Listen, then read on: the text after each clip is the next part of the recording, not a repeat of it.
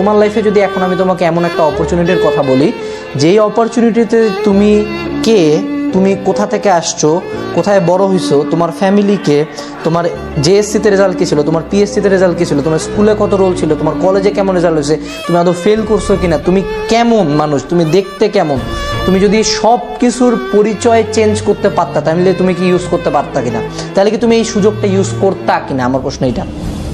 তোমার যদি উত্তর হ্যাঁ হয় তাহলে সেই সুযোগটা হলো অ্যাডমিশন।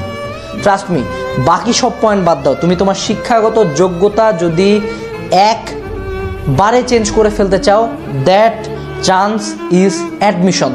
তুমি যদি ভালো একটা ভার্সিটিতে চান্স পাইতে চাও, ভালো একটা ভার্সিটিতে চান্স পাও, হোক বুয়েট, হোক মেডিকেল, হোক ঢাবি, হোক রাবি, হোক জাবি, হোক প্রাইভেট, তোমার যেইটাই টার্গেট হোক না কেন, তোমার যেইটাই টার্গেট হোক না কেন ম্যাম, তুমি যদি তোমার কাঙ্ক্ষিত ভার্সিটিতে চান্স পাও, from that day till the next 4 years, যেদিন পর্যন্ত তুমি ওই ভার্সিটির সার্টিফিকেট নিয়ে ভার্সিটির গেট দিয়ে বের না হইলা, সেই দিন পর্যন্ত তোমার পরিচয় তোমার ভার্সিটি। এর সত্য কথা, এটা তুমি ডিনাই করতে পারবে না।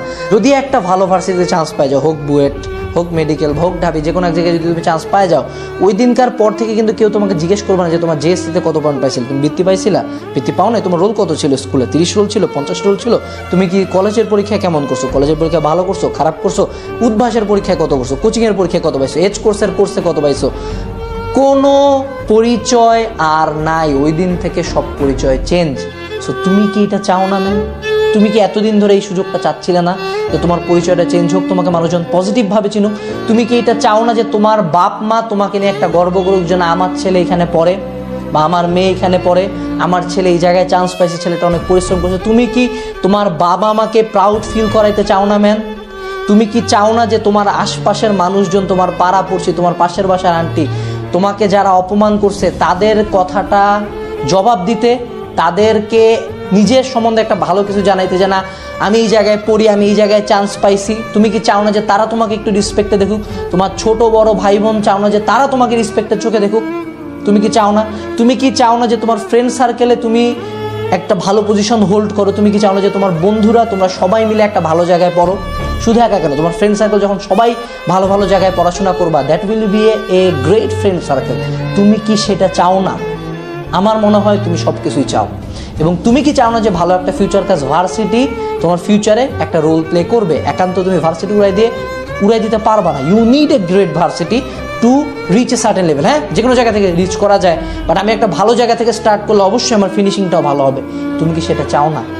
তো তোমার এই অ্যাডমিশন সিজনে 3 মাস বা 4 মাস আল্লাহ তোমাকে দেয় বাংলাদেশের মতো একটা জায়গায় নিজের পরিচয়টা চেঞ্জ করার জন্য, নিজের পাসটা পরিবর্তন করার জন্য।